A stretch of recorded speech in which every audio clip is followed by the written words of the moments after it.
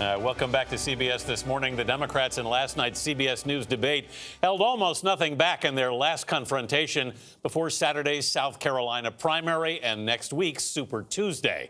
Candidates desperate to stop frontrunner Bernie Sanders' momentum took him on from start to finish. Medicare for all will lower health care costs in this country by $450 billion a year. The math does not add up. It adds up to 4 more years of Donald Trump. It doesn't show enough about how we're going to pay for it.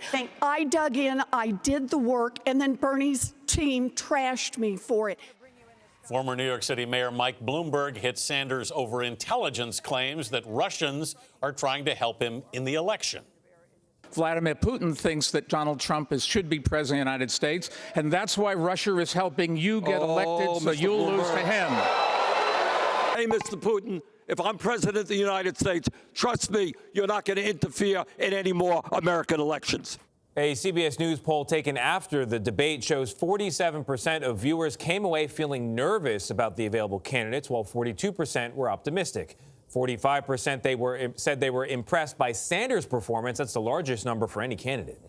Senior political analyst and 60 Minutes correspondent, that's John Dickerson, is here, along with CBS News political contributor and Democratic strategist, that's Joel Payne. Join us at the table to discuss.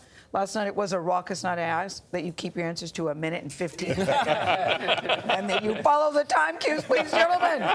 John, I'm going to start with you because Bernie Sanders entered the debate as a front runner.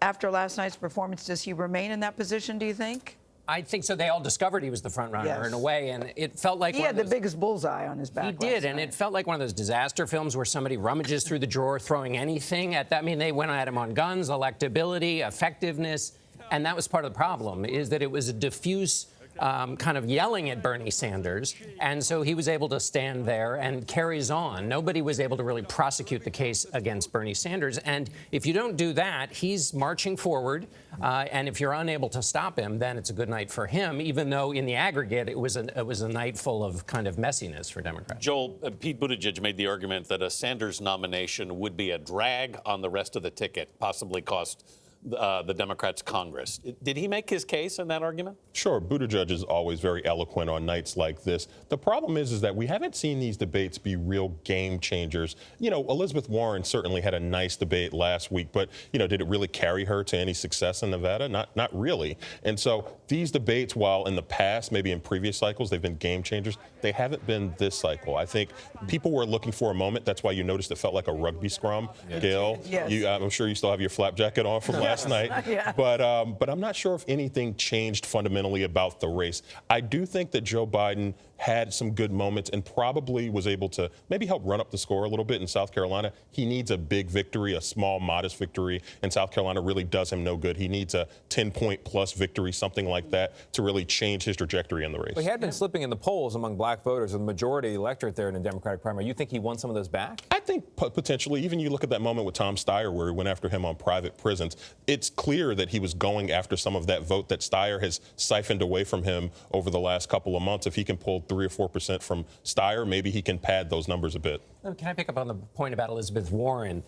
With Bloomberg, she has an instinct for the jugular, right? She was going after, with Bernie Sanders, she has an instinct for the capillaries, which is to say that he is the front runner, and she needs to go after him. And she made a very interesting case at the beginning, which is we believe the same stuff, but I'm so much more effective, and it's going to get done if I get in office. That's the lane for her to make the case. You must stop this person because even if he gets in office, he's not going to deliver. But she made the case and then moved on and then walloped Bloomberg again and again. I suppose the conclusion she's drawn is, let me show my stuff rather than articulating a case against Sanders and just hope people like it. May I just say I always like your visual analogies, the capillaries. I'm going back to biology class.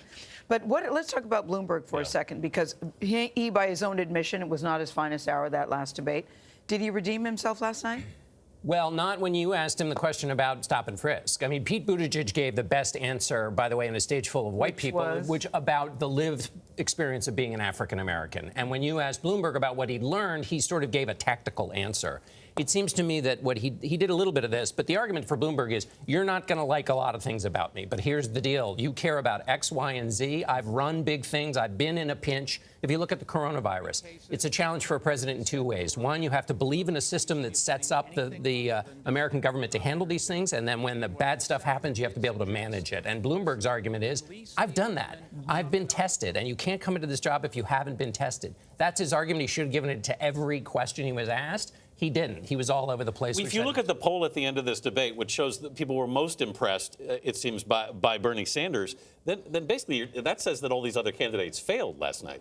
Sure. I mean, you could say that again. Nothing really changed about the race. I do think that folks were starting to also look past South Carolina to Super Tuesday. I know Amy Klobuchar talked a little bit about Texas. She's expecting to do well in Minnesota and Colorado. I think it's interesting, too, outside of the debate, Bernie Sanders is making buys in Massachusetts, Minnesota. He's not in party unification mode. He's still in very aggressive, on his heels, not on his heels, on his tippy toes, trying to attack, trying to take out Elizabeth Warren, trying to take out Amy Klobuchar. So he has not decided to bring the party together yet. He's still deciding, I want to go after people and I want to be on the attack. And as an anti-establishment candidate, all the attacks against him validate his underlying argument, which is what.